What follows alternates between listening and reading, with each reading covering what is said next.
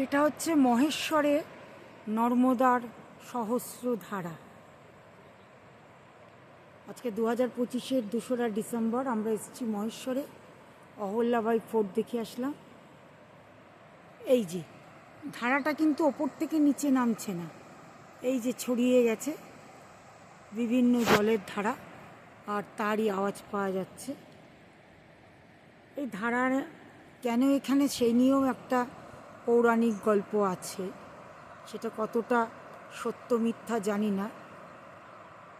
মহামতি রাবণ নাকি এখানে তপস্যা করছিলেন শিবকে সন্তুষ্ট করার জন্যে, তখন কার্তবীর্যার্জুন সহস্র তীর দিয়ে রাবণকে বন্দি করেছিলেন, আটকিয়ে দিয়েছিলেন। পরে রাবণকে এই যে রাজরাজেশ্বর মন্দিরে বন্দি করে রেখেছিলেন। জানি না গল্প কতটা সত্য মিথ্যা। সহস্র ধারা।